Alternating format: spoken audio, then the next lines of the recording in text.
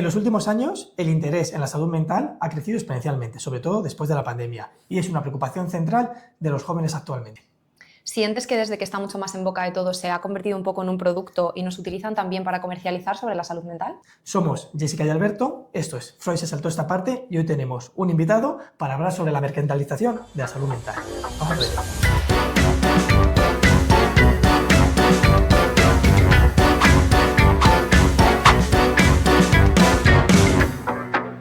Bueno, Jess, episodio Qué ganas, especial, qué ¿no? ganas. Era un tema que queríamos hablar Sí. y es verdad que para ello queríamos tener un primer invitado, un primer colaborador Ujú.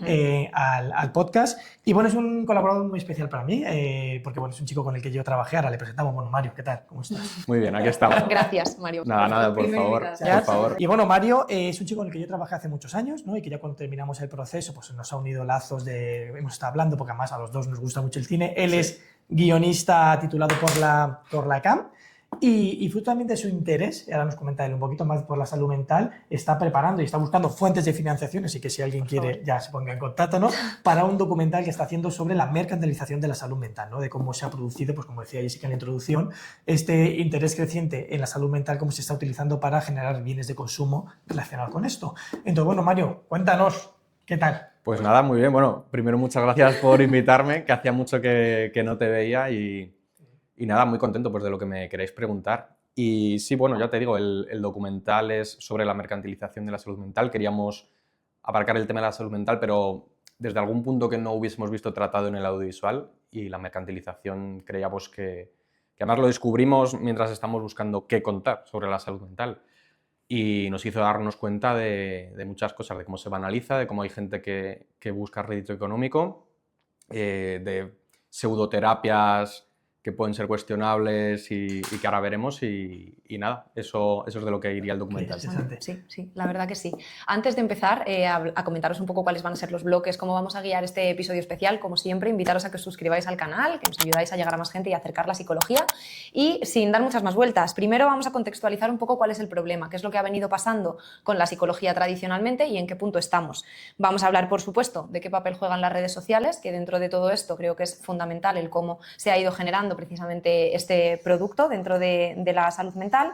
Vamos a poner ejemplos de qué es la mercantilización, de qué manera la vemos en el día a día y cómo ha ido evolucionando también los distintos tipos de terapia, las suscripciones, los bonos, bueno, todo esto.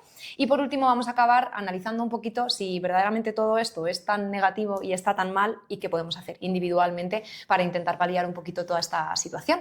Entonces vamos a contextualizar un poco. Yo creo que cuando me planteaba este episodio se me venía a hacer un análisis de qué ha pasado en los últimos como 20 años, ¿no? Creo que la salud mental hace pues más o menos 20 años era un tema muy tabú, ¿no? Estaba realmente estigmatizada, todavía giraba mucho en torno a ella este mensaje de si vas a terapia es que estás loco, es que tienes un trastorno mental grave, ¿no? Y había mucho en torno a esto. Creo que se ha ido dando voz, que la salud mental ha ido perteneciendo a esferas públicas y a conversaciones públicas. Creo que esto es súper importante y súper positivo, pero que eso también ha hecho, pues como decías, Mariano, que se banalicen ciertos conceptos y que al hablarlo tanto, pues dentro del sistema capitalista en el que vivimos haya un aprovechamiento en el que también se quiera utilizar como producto, ¿no?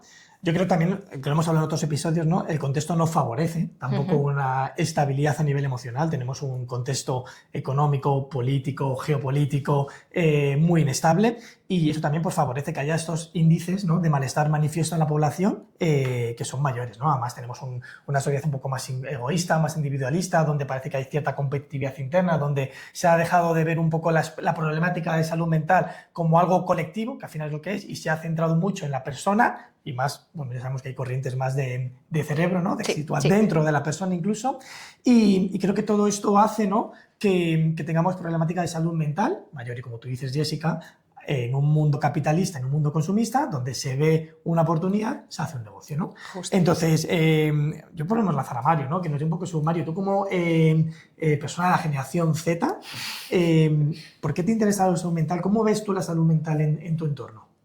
A ver, a mí me empezó a interesar cuando me traté contigo especialmente, que, bueno, no sé si lo sabías, una de mis opciones para estudiar la carrera era la de psicología, aunque al final hice la ECAM. Antes de hacer la EBAU ya entré en la ECAM y, bueno, ¿cómo lo veo a mi alrededor? Pues incluso creo que la gente que no está yendo al psicólogo, de mis amigos y de mi familia, lo que tú dices, que yo creo que en general el entorno no favorece nada una estabilidad emocional. Yo he visto últimamente como mis padres han tenido problemas relacionados con el trabajo y cómo tienen mucho estrés acumulado. Veo como amigos míos, entre ellos yo, pues no vemos el futuro como algo, como una pista en la que mejorar, sino como un camino al empeoramiento y que es como insalvable prácticamente y provoca mucha impotencia, y yo te diría que esa es la palabra, impotencia en general, tanto en los jóvenes, sobre todo en los jóvenes, como en el resto de personas también.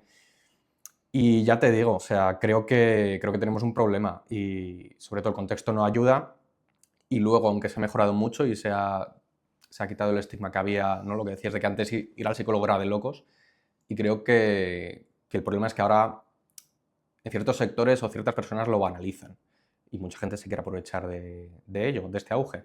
Así que eso yo es como lo veo. ¿Y cuándo decidiste entonces implementar esto y llevártelo al cine? Conectar Pues, este interés por la salud mental sí. con tu formación, con tu vida profesional. Pues mira, yo estaba en segundo de la ECAM, en guión. El primer año era común y el segundo, si consigues sacar nota para la diplomatura que quieres, pues... Y yo en ese momento estaba muy mal, Alberto se lo he comentado, pero yo en ese momento me di un ataque de pánico muy fuerte. De hecho, yo pensaba que me estaba dando un infarto, me llevan a unas urgencias, que es algo que luego, por lo que he visto otras personas que le ha pasado, la primera vez que le pasa piensan que es un infarto, que se mueren. Y es que no es ninguna exageración, de verdad piensas que te mueres. Y en ese momento, bueno, me dijeron que me diagnosticaron trastorno de pánico, empecé de nuevo a ir a terapia, a tomar medicación y en ese momento, en segundo, teníamos que empezar un proyecto de serie. Y yo con otro compañero se nos ocurrió pues hablar de este tema de la salud mental. Fue como el momento en el que más empecé a darme cuenta de todo el problema que había alrededor, de otras personas que habían vivido situaciones parecidas.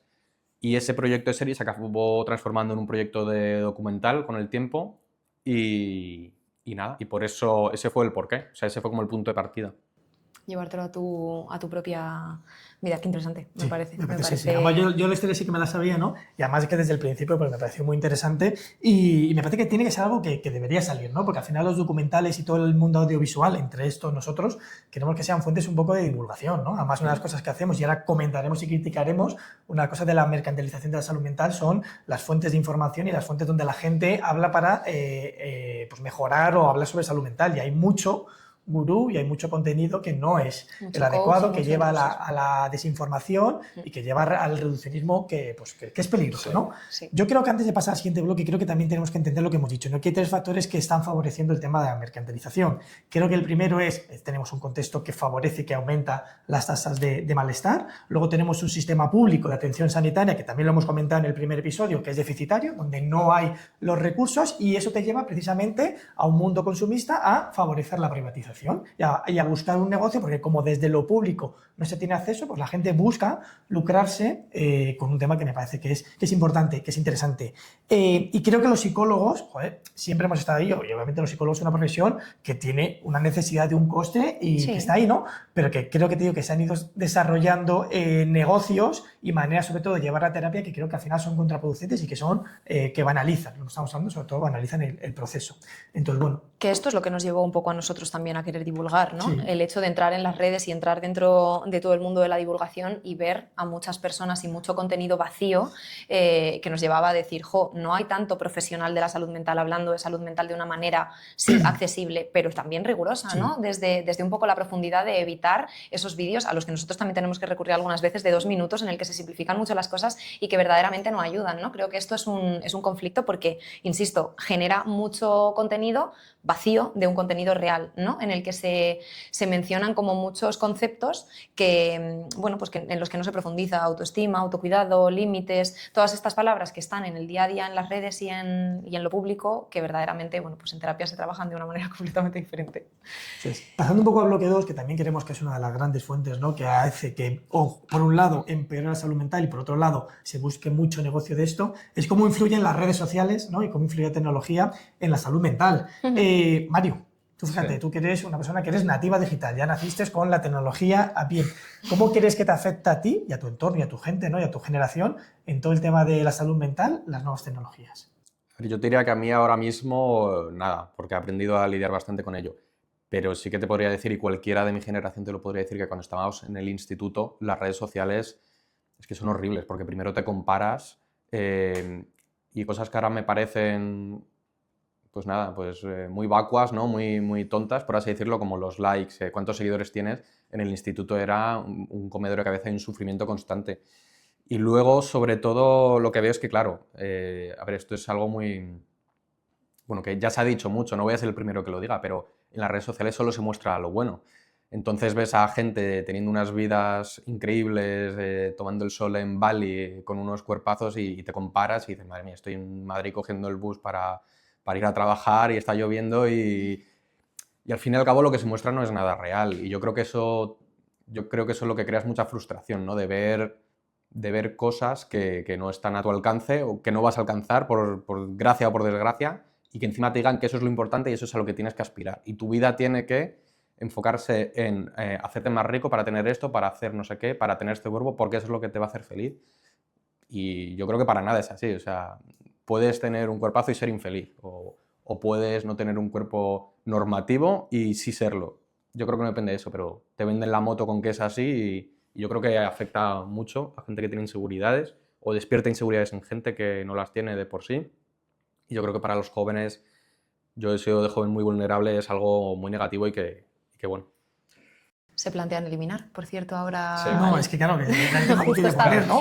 justo estábamos hablando y efectivamente desde ayer se hizo la propuesta Sí. sobre la mesa, ¿no? De eliminar redes sociales en menores de 16. Bueno, pues habrá que evaluarlo. Creo que bien gestionado estoy bastante de Estoy de acuerdo. acuerdo. Estoy ¿Tú, bastante de Mario? acuerdo. Yo también. Ojalá no haber tenido redes sociales.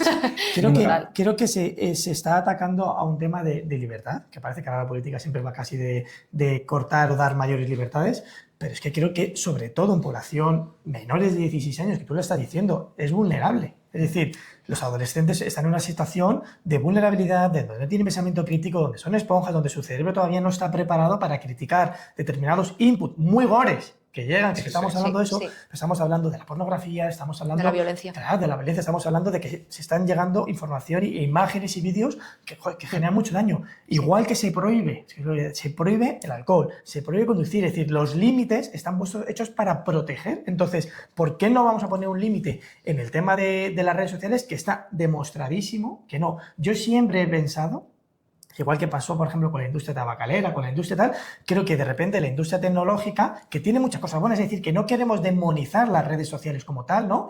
Porque queremos que también hay que aprender a hacer un pensamiento crítico y relacionarte con ellas, pero igual que en su momento, antes tú ibas al médico y estaban fumando, el médico, ¿no? Se empezó a poner límites porque se empezó a dar cuenta la gente de que tenía unos perjuicios en la salud, ¿no? Pues con la tecnología pasa lo mismo, de repente tenemos un campo totalmente amplio donde todo vale, donde no hay ningún tipo de límite y se empiezan a vallar las cosas para intentar pues, que no sea algo que genere más problema que beneficio, ¿no? Entonces, creo que el contacto tiene que ser progresivo con las redes sociales y que al final es que los chavales y los niños de ahora que nacen con el móvil debajo del brazo es que con 9 años tienen redes sociales, ¿no? Y esto es un peligro increíble. Y con respecto a eso, que lo hablé hace poco con una amiga que me lo dijo, nunca había caído, pero es verdad, las redes sociales cada vez son menos redes sociales, lo que es el término de una red que te conecta con otras personas. Antes seguías a los amigos de tu clase y podías conectar, que eso puede tener cosas positivas o negativas, pero es que ahora Instagram es como ver la tele prácticamente, o sea, te metes en el buscador y por eso te digo que no es que te conecte con gente de tu entorno, con un amigo, es que ¿qué hago viendo a un señor en Bali millonario o no sé? O de repente dices, madre mía, ¿qué hago viendo a un señor, yo qué sé, cualquier tontería, talando un árbol y llevo media hora aquí viendo reels?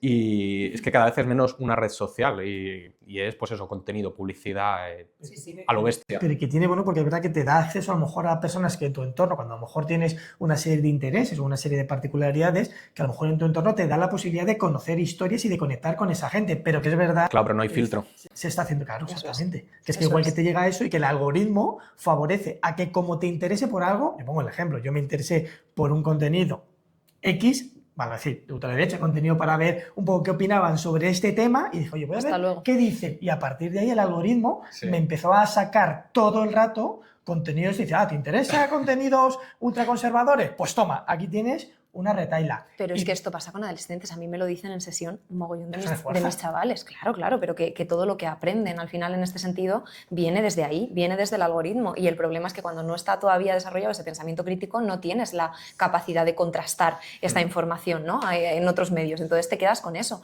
También te digo que somos críticos para lo que queremos como sociedad, porque hace 2 meses cuando la propuesta de las redes sociales salió en Australia, Sí, aplaudió. se aplaudió, y ayer cuando salió aquí yo no leía más que críticas y nos están Bueno, cortando pero- la libertad, entonces Claro, bueno, creo que hay porque que ya revisar estamos, ahí. por quién lo hace, Sí, ¿vale? sí. Entonces ya estamos en una situación muy polarizada y donde no tenemos la capacidad tampoco de ser justos y honestos. Y seguramente luego hay que ver cómo se implementa, todas Sí. estas cosas, ¿no? Pero creo que la base, creo que el principio que rige la premisa, creo que es buena. Sí, Creo que es sí. proteger a los jóvenes, que creo que es totalmente necesario, porque muchas veces desde casa no se puede porque se escapan, no tenemos el control para Total, vigilar todo eso, ¿no? Total.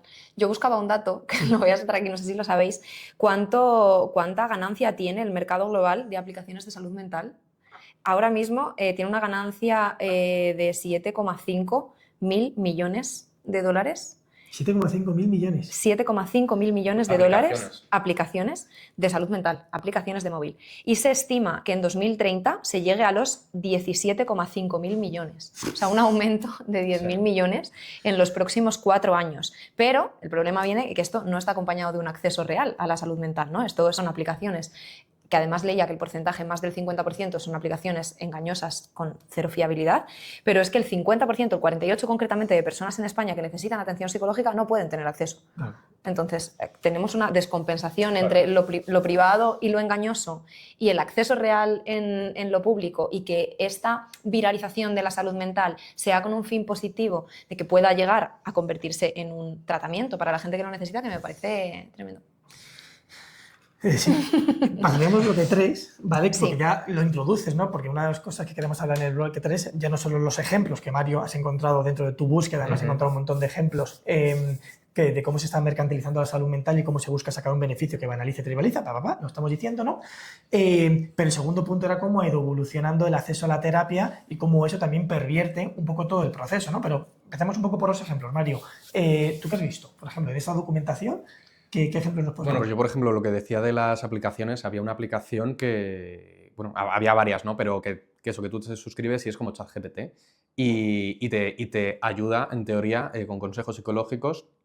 Y claro, pero lo que averiguamos de por qué ocurre esto es por datos, por ejemplo, mira que tengo aquí, por el diario.es, en España hay 6 psicólogos clínicos por cada 100.000 habitantes. Luego, ir a psicólogo, dice el diario 20 Minutos, es una consulta de lujo en España. Un testimonio de una paciente dice: me dejaba 240 euros al mes porque en la Seguridad Social no me atendían. Y de media, una sesión con psicólogo en España es de 51 euros, según El Confidencial. Claro, ¿qué ocurre con esto? Pues que mucha gente que tiene urgencia y por la Seguridad Social, cuando está colapsada, no pueden asistir, y la situación económica es la que es, los sueldos son los que son y la privada es un lujo para mucha gente, pues por la urgencia, por la necesidad, por la confusión de cuando te encuentras mal y desamparado, acuden a libros de autoayuda, terapias cuestionables, pseudoterapias, lo que hemos dicho, las aplicaciones de salud mental, y claro, al fin y al cabo hay mucha más demanda que oferta. Entonces, esto ocurre. Esto es el por qué yo creo que ocurre. Y claro, hay un público muy necesitado y claro. Total, yo creo que que hay muchas personas que van buscando un alivio inmediato y que efectivamente lo consiguen con esto, con ChatGPT, con una aplicación, con un gurú, con un coach, con un libro de autoayuda, cuando realmente eso no implica que haya un progreso dentro del desarrollo de tu salud mental, ¿no? Pero es que pasa, vas a la casa del libro y de verdad, o sea, es que el 98% de los manuales son manuales que carecen de cualquier tipo de eficacia y que recurren a esta psicología Mr. Wonderful de haz ejercicio, medita, que son cosas que son funcionales pero que no son suficientes, ¿no? Claro. Y dentro de este 48% de personas que no pueden acceder a un tratamiento de salud mental, los tres motivos son obviamente los problemas socioeconómicos, los momentos en los que estas personas residen fuera de grandes ciudades y no hay un acceso real a poder llegar a ello, y el online pues no funciona para todos, obviamente, y el estigma que sigue ahí, ¿no? Hay muchas personas que siguen normalizándolo, pero entendiendo que, bueno, todavía no lo necesito, ¿no? Y evitando entrar en contacto con la salud mental. Esto me va a varias cosas. Lo primero es, que tú lo has dicho muy bien, Mario, vamos a introducir un poquito. Encima el primer episodio, que lo dejamos por aquí arriba, hablábamos un poco cuál era la situación de la psicología en España y precisamente analizábamos y damos datos, ¿no?, sobre cuáles son las tasas cada 100.000 habitantes. Hicimos un juego sobre cuántos psicólogos por habitantes hay en cada comunidad autónoma, que era interesante, y sobre todo eso, ¿no?, analizar lo que veníamos, que una de las causas de esto es que no hay los recursos públicos de acceso, de atención a la salud pública. Y eso también nos llevaba a un episodio que hicimos hace poquito sobre la medicalización del malestar, ¿vale? Claro. Pero esto es lo que va. Yo además creo que es muy interesante que uno de los temas que tenemos que hablar, ¿no?, de esta mercantilización, obviamente son los libros de autoayuda, ¿vale? Que creo que hay que situarlos en su contexto, ¿vale? Es decir, yo he leído libros de autoayuda y creo que hay algunos que están muy bien, muy bien, pero creo que tenemos que entender qué es el papel, cuál es la función que tiene un libro de autoayuda. Un libro de autoayuda, igual que otras cosas, te puede aliviar, te puede motivar, te puede guiar, te puede movilizar determinadas cosas, pero nunca va a sustituir a un proceso de terapia. Lo que pasa que en una sociedad yo creo que es inmediata, que lo estamos hablando, que el malestar lo gestionamos regular y que queremos quitárnoslo de encima rápido y corriendo, queremos cosas que sean rápidas, que sean y que además sean duraderas. Y por ejemplo, una terapia psicológica es de todo menos inmediata, es costoso. Hay que hacer uno de los factores que más explican los progresos en un avance es el trabajo que haga la persona entre sesiones, ¿no? Y eso conlleva mucho desgaste y conlleva un proceso que luego es súper bonito, pero que es duro de llevar, ¿no? Y que genera malestar en un inicio. Entonces, al principio tienes que exponerte un poco a eso, a revivir cosas que quizá no sean cómodas. Estoy completamente de acuerdo. Y además de los libros, aquí vuelven a entrar las redes sociales, ¿no? Anteriormente, ¿qué nos vendían Instagramers? Pues la chaqueta de Zara, ¿no? Y te enseño mi outfit y aquí te dejo el enlace para que pinches. Y yo es que veo vídeos ahora en redes sociales en los que hay personas que exponen una situación personal, verídica o no, para después poder decirte, por cierto, me está yendo súper bien la terapia que tengo con no sé quién, accede a este bono en el que te dejo un 15% de descuento y tienes... Y de repente es esto, es un producto, ¿no? Es contar una historia vital, además personalizar problemáticas que suelen girar en torno a la ansiedad, el estrés, la autoestima. Hasta aquí, esto es lo que se normaliza, porque no hablemos de un bipolar, claro, esto tiene estigma, de aquí no hablamos, psicóticos no, pero ansiosos todos. Entonces, lo que hacemos es esto, vender como producto bonos, suscripciones, aplicaciones de terapia y descuentos. Pero es que eso, los psicólogos hemos entrado en este mundo consumista, de tal manera que es que yo he visto gabinetes donde te ofrecen pack, que me parece bastante heavy, donde en función de lo que tú pagues, yo como profesional me involucro más o menos. Es decir, que esto no si se tú puede pagas hacer. 70 euros, tienes acceso a intervención individual, tienes a intervención por la mañana, por la tarde, ¿vale? Puedes elegir. Sí, presencial, online. Puedes contactar con la psicóloga entre sesiones, se hace seguimiento de las tareas y si pagas 50 euritos, solo puede ser por la mañana, solo puede ser online, no hay seguimiento y dices, entonces, pero ¿en qué punto hemos llegado? Es decir, ¿dónde está? ¿Cómo hemos visto que algo que de verdad que creo que ser psicólogo tiene que ser como otras muchas profesiones muy desde la vocación, cómo yo voy a estar vendiendo mi atención y mi implicación en un caso en función de lo que me pagan? Es que eso no es me parece ser psicólogo. Perverso. Me parece también que hay un concepto, y ya te doy paso, Mario, perdona, que es el tema de la uberización de la terapia. Es decir, estas plataformas de Uber donde tú buscas un servicio, ¿no? Y te metes en una especie como de marketplace de psicólogos. Y tú dices, yo estoy listo, donde tiene de repente 65 o 70 psicólogos. Pero, ¿y a quién cojo? ¿Y a quién cojo? ¿Y qué condiciones tendrán estos psicólogos? Te quiero decir que, cuidado. Hay una competencia en los precios que, ojo, que yo entiendo que tiene que regular, pero estamos hablando 50 euros. Que seguramente yo creo que será más caro ya, ¿eh? Porque yo he visto terapias a unos precios también desorbitados, ¿eh? Sí, pero que es algo costoso. Obviamente estamos hablando de es algo costoso y por desgracia se convierte de lo privado en un artículo un poco de lujo, ¿no?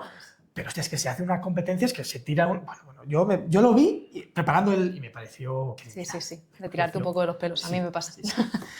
¿Cómo lo ves tú, marido, esto de las redes? Bastante mal. De hecho, mira, yo puedo contar... Pero tú como usuario, ¿verdad? Tú como consumidor de redes... Yo como usuario, que claro, bueno, ya se ha dicho, pero claro, yo soy usuario y ya se hace.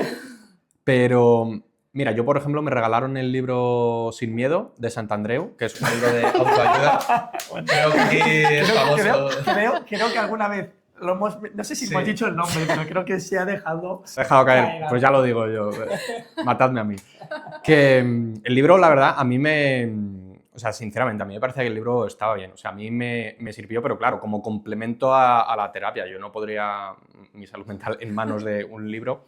Y luego, además, una cosa que no me pareció bien, a mí personalmente, a título personal, es que viendo vídeos que él subía a su canal de YouTube, entrevistaba a antiguos pacientes suyos y todas las entrevistas siguen la misma estructura. Uno, fulanito, preséntate, bueno, pues yo tal, me pasó esto, tuve este problema. Luego decía, bueno, ¿y qué hiciste? Fuiste a otros psicólogos, ¿no? Sí, y nadie me ayudó, fue todo fatal. Bueno, y luego nos descubriste, ¿verdad? Y sí, os descubrí y fue maravilloso, se lo recomiendo a todo el mundo. Bueno, ¿y compraste, qué libro compraste de los nuestros? Que solo falta salir ahí. Mira, tengo la 3ª edición. Y bueno, pues eso, que claro, al fin y al cabo eso es mercantilización pura y dura, o sea, estás aprovechándote de que, o sea, si yo estaba viendo ese vídeo en ese momento era porque pensaba que me podía ayudar y lo que me encuentro es, pues un testimonio de una persona que no está mal, pero que está dirigido a que compre tus libros y a que pague tus terapias, que baratas no son, de hecho son ultra caras, no me acuerdo de los precios, pero claro, o sea, esto es pura mercantilización. Voy a decir, porque aquí estamos hablando de eso y aquí tenemos a Mario que estuvo conmigo, ¿no?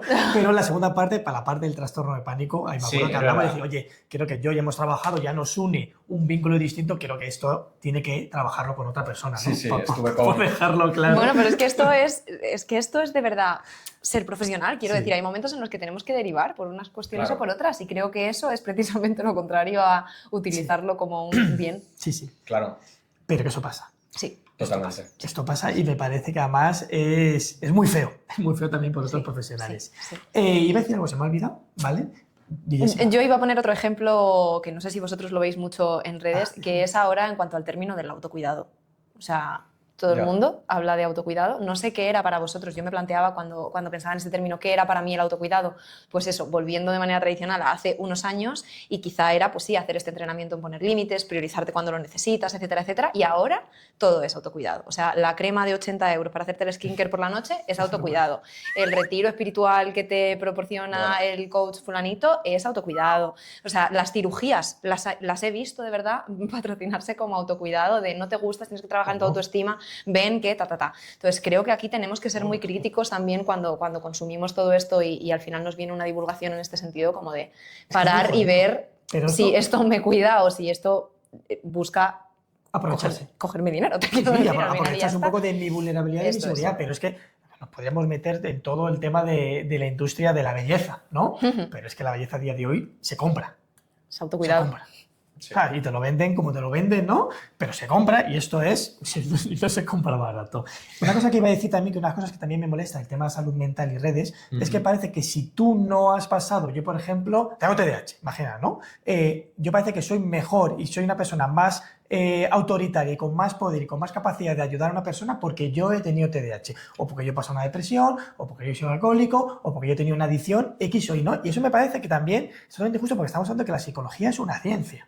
¿Vale? Y que obviamente cuando tú has pasado por una etapa seguramente tienes un grado de empatía también, pues en algunas cosas con mayor, ¿no? Pero que no te da el poder más que un profesional, que es que yo estoy encontrando gurús, ¿vale? Que no tienen formación de ningún tipo en psicología, en psiquiatría, en nada, que se venden como expertos, como coach, como las personas más válidas para tratar a otras personas. Y me parece también pues muy peligroso. Y una cosa es un grupo de autoayuda y otra cosa es terapia. Y efectivamente que tú, yo qué sé, por ejemplo, una persona a la que yo acompaño, tenemos un hijo que es TEA. Vamos a un grupo de autoayuda con otras mamás en las que compartimos y además vivenciamos estas experiencias junto con otras personas que tienen esta condición, etcétera, etcétera. Está fenomenal, pero no podemos llamarle terapia, ¿no? Hay una persona que desde su vivencia, desde su plano experimental, comparte, nos apoya, nos ayuda, sí. Pero y que hay terapias grupales que son súper eficaces, súper buenas, ¿no? Lo que pasa es que es una cosa un grupo de apoyo, una cosa una terapia grupal. Y otra cosa ya es esto, efectivamente, ¿no? Y que tú te encuentres dentro de una comunidad donde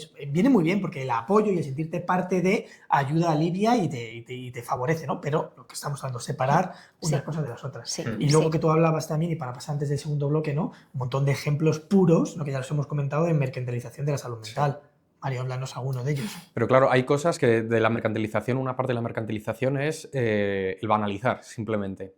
Por ejemplo, o sea, cosas tan chorras como una taza en la que ponga una frase de Mr. Wonderful de tengo ansiedad y eso no va a hacer que mi día vaya peor, que las he visto. O había una camiseta con el logo de una marca de supermercado imitándola que ponía Anxiety y una cara feliz. Es como, vamos a ver. O sea, al fin y al cabo, yo creo que sigue siendo, pues bueno, un tema de salud, evidentemente.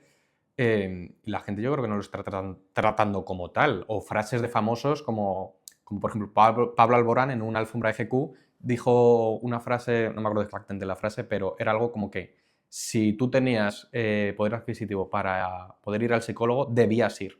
Debías. Sí, todo el mundo tiene que ir a terapia, ¿no? Claro, todo el mundo tiene que ir a terapia y es como, ¿cómo que todo el mundo tiene que ir a terapia? Todo el mundo tiene que ir al reumatólogo. Si tienes que ir, no debería haber ningún estigma con que tú vayas y debería, pues, los poderes públicos facilitarte que tú asistas y que tú recibas ayuda. Pero que sea obligatorio, que sea una necesidad, o yo qué sé, por ejemplo, alguna influencer que yo he visto que dijo, yo solo saldría con un chico si va a terapia o ha ido a terapia. Es como lo que tú decías, realmente no te hace mejor persona, ni peor. O sea, bueno, pues tengo este asunto de salud que tengo que tratar con un especialista titulado, porque como tú decías, es una ciencia, es una carrera universitaria, un gurú no te va a ayudar, no tiene titulación, pero lo dicho, como que de alguna forma se ha dado la vuelta completamente a todo. Aunque siga habiendo estigma, hay gente que piensa que si vas a terapia estás loco. Por el otro lado, si vas a terapia hay gente que considera que eres mejor persona y que eres un ser de luz y... Se crea estatus. Sí. Se crea estatus, ¿no? Efectivamente. Y además con una superioridad moral que ¿en base a qué? Claro. ¿En base a qué? ¿Sabes? Y que es verdad que todo el mundo debería ir a terapia, deja a mucha gente que no tiene acceso a eso Claro. en una sensación de vulnerabilidad y casi de responsabilidad, de bueno, pues es que tienes este problema de salud mental y es tu responsabilidad por no ir a terapia. No, coño, es que no puedo ir, es que no tengo acceso, Sí. ¿sabes? Entonces... Hay muchas de estas cosas que yo creo que acaban generando como mucha culpa individual, ¿no? Porque también hay mucho mensaje, creo, en redes y como muy normalizado entre amigos de si estás mal, ¿qué estás haciendo mal? Y si estás mal, ¿qué no estás haciendo para estar bien? Ya. ¿No? Entonces, desde ahí creo que también entras en unos bucles que son bastante feos. Hay una frase que no sé quién la dijo, pero la he oído bastante y seguro que os la digo y no os suena extraño. Que es una frase que me parece terrible, que es una frase que dice la depresión cuesta mucho provocársela, te tienes que esforzar mucho para deprimirte. Esto es una frase que está, ¿no? Y es lo que tú dices, que te culpabiliza. Es como, si te has deprimido es porque tú te has esforzado mucho en deprimirte y de alguna forma te echa la culpa. Y es verdad que yo siento que mucha gente cuando tiene, yo qué sé, algún momento de menos autoestima o que necesita ayuda, hay como una culpabilidad contigo mismo que si tú tienes, voy a exagerar, un cáncer, tú no sientes culpa de, joder, tengo un cáncer, es culpa mía. Es que esto es un problema de salud igual, es mental y no es física, pero yo creo que no hay que... A ver, yo creo que es básico, ¿no?, decir esto, yo creo que todo el mundo debería estar de acuerdo, pero no hay que culpabilizar a quien no se encuentra bien o a quien necesita ayuda, ni mucho menos, ni creo que si tú tengas depresión sea porque tú te la has provocado por culpa tuya. Entonces, bueno, solo comentar eso. Esto es una cosa súper reduccionista que hablábamos en el anterior episodio también, claro. De que socialmente tendemos a patologizarlo en ti, ¿no? Mira tu cerebro, mira que no está bien en ti, en lugar de hacer un análisis contextual de qué es lo que está proporcionando ese malestar también en tu situación, de cuál es tu situación laboral, cuál es tu situación familiar, cuáles son tus redes de apoyo fuera de tus redes sociales, ¿no? Entonces, creo que todo esto hay que mirarlo y que tenemos una tendencia, pues eso, a individualizar el problema y a la culpa que esto genera. Me parece que da para un montón. Hay un montón de banalizaciones dentro del discurso, que lo estábamos hablando antes, dentro de términos que creo que todas estas pseudoterapias las han normalizado. Por ejemplo, el tema del niño interior, sí, y el tema de las heridas y el tema del trauma. Al final son tres palabras que nosotros podemos utilizar a través de metáforas en terapia, pero que hoy en día las utilizas y parece que casi te miran mal, ¿no? Como de cuando hablas de estas cosas. Y creo que eso sí que es una crítica, por encima de que esté en conversaciones públicas, creo que hay muchos conceptos que se están diluyendo. Sí, sí. Por estos... Igual que se habla también del término todo el rato sanar heridas, y hay heridas que no sanan, ¿eh? Hay heridas que hay que aprender a llevar y a vivir con esa cicatriz que te la ves todos los días y te genera pues mucho dolor, ¿no? Hay que aprender a convivir con eso, igual que hablamos cuando hablamos con problemas de alimentación, que hay que aprender a convivir con el conflicto interno de lo que te conlleva la comida y los pensamientos, tal. Entonces, bueno, es interesante. Y luego tenemos eso, al final muchos sitios como la llorería, ¿no? Ah, bueno, sí, abramos ese melón, claro. Entonces, bueno, pues eso, que tengamos claro que se está mercantilizando y que está haciendo un uso. Entonces, a partir de aquí, último bloque, para terminar, ¿no? Sí. ¿Qué podemos hacer para que no todo está tan mal? Nosotros, ¿qué podemos hacer? Cada uno de nosotros como persona individual, ¿qué podemos hacer? Yo creo que lo primero es intentar de verdad tener una mirada crítica y analizar si lo que estamos viendo es una cuestión de divulgación rigurosa y quién está generando esa divulgación y si detrás hay un fin comercial. Creo que esto hay que intentar revisarlo. En redes, quiero decir, sobre todo con esto que estábamos hablando. Para mí una de las claves también es diferenciar entre lo que es divulgación de tratamiento, porque aquí nosotros lo decimos, nosotros intentamos divulgar, intentamos dar pautas, pero esto nunca sustituye a un tratamiento. Tiene nada que ver. Vale, entonces creo que eso también es interesante, ese pensamiento crítico. ¿Se te ocurre alguna, Mario? A ver, yo diría, así a bote pronto, bueno, haciendo hincapié en que no están tan mal las cosas, como hemos dicho, que se ha desestigmatizado mucho el tema. Yo me siento muy cómodo en todos los entornos, la verdad, cuando la gente sabe que he ido al psicólogo, que voy, que he tenido ciertos problemas y demás. Y yo creo que la juventud, aunque como decimos las redes sociales pueden confundir, hay que saber diferenciar un gurú de un profesional, hay que saber que no todo vale, que yo no podría ayudar a nadie, aunque, yo qué sé, yo soy TDAH, pasa el trastorno del pánico, yo no soy un psicólogo, yo no puedo ayudar a nadie.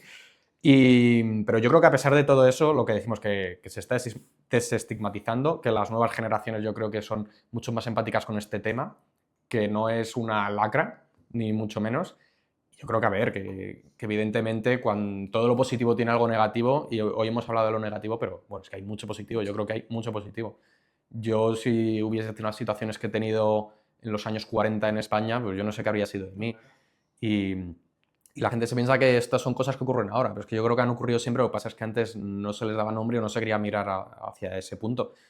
Entonces, pues lo que podría decir es que yo creo que vamos por buen camino, hay siempre que apuntalar cosas, pero bueno, tampoco soy ningún experto para decir las formas en las que creo que hay que mejorar. Eso sabéis mejor vosotros, que sois profesionales. Yo creo que vamos por buen camino también. Yo estoy completamente de acuerdo contigo, Mario. O sea, a mí me parece que siempre que ponemos sobre la mesa temas que son de interés, es un beneficio, conlleva un beneficio, sí, porque estamos haciendo esta crítica porque este tema está aquí y que este tema esté aquí es positivo. Claro. Lo que pasa es que tenemos que aprender a diferenciar y sobre todo dentro de perfiles, como hablábamos al principio, un poco más vulnerables o que no tengan este conocimiento, pues puede dar mucho lugar a confusión. Entonces sí que creo que tiene que haber otros espacios donde precisamente se pueda exponer esta parte más crítica, pero a mí me parece que el hecho de que esté sobre la mesa es un beneficio para la sociedad. Sí que yo me quedaría también un poco con la clave de que tenemos que intentar seguir desestigmatizando muchas cosas, ¿no? Que hay muchos trastornos de ansiedad, muchas líneas dentro de la salud mental que sí, que cada día están más reconocidas, más normalizadas y las podemos hablar, pero que hay otras muchas que no. Y creo que hay que seguir hablando de todas esas que no, de todos los trastornos de alimentación en los que giran mogollón de mitos que son muy feos para las personas que lo sufren, en cuanto al TEA, en cuanto a los trastornos mentales graves, ¿no? Entonces creo que en ese camino sí que nos queda todavía mogollón de trabajo. Y yo creo que una de las claves también, estoy de acuerdo, ¿no? Creo que el hecho de que la salud mental sea un tema tan central y de importancia, tanto que la gente busque cuidarse, ¿no? Y no estar todo el rato tomando decisiones que van en contra de esto, ¿no? Creo que eso siempre es bueno, pero creo que tenemos que hacer un uso consciente de todo esto, ¿no? Estamos hablando también de que podemos comparar una taza desde la broma, ¿no? De tal, pero creo que tenemos que hacer un uso consciente, lo que te digo, ¿no? De también diferenciar, por ejemplo, que los libros pueden ser una puerta de entrada, pero no van a ser nunca la solución final, ¿no? Claro. Que el hecho de ver un divulgador que te habla de tal puede ser instructivo, puede llegarte a plantear y a conocer también unas cosas, pero que si vemos que el problema va llegando un poco más, que busquemos también, es decir, pensamiento crítico, que es un poco a veces también lo que está faltando. Y creo también como último, y esto es difícil, ¿no? Porque también además la sociedad está girando otro, tenemos que entender ver todos esos problemas como algo colectivo y tenemos que intentar luchar, ¿no? Entendiendo no solo desde mi posición, que pueda ser más cómoda, sino también con todo. Por ejemplo, si sabemos que lo hemos hablado fuera de cámaras, que uno de los problemas que han tenido los jóvenes es el acceso a la vivienda y esto está generando mucha desesperanza, pues aunque yo tenga una vivienda, si hay una manifestación en favor de la vivienda, pues voy a estar ahí y voy a luchar por algo que a lo mejor es un derecho que yo ya tengo, pero tengo que lucharlo por otra gente, porque todo eso será un beneficio individual, pero sobre todo también colectivo. Y tiene una repercusión en la salud, y al final la salud mental, como decías, Mario, que me parece estupendo, es salud, y hay mucho perteneciente al contexto que afecta directamente a la salud, y creo que tenemos que poner el foco en todo esto. Sí. Muchas gracias, Mario. Qué bien, Mario, que hayas estado con nosotros. Gracias por invitarme, sí, esto es un placer, o sea que ya sabes. Esperemos que os haya gustado. Sí. ¿Vale? Que es un episodio distinto, un pelitín más largo, ¿no? Pero creemos que es interesante también que vengan otra gente a contar sus puntos de vista. Y nada, que salga el documental. Sí, por favor, ya sabéis. No quiero mercantilizar mi documental, pero toda ayuda es positiva, o sea que se agradece. Pues sí, que nada. ojalá sí, Bueno, ojalá sí. Gracias. Vale. Nada, gracias a vosotros, por Dios. hasta luego. Nos vemos en el próximo episodio. Chao, chao.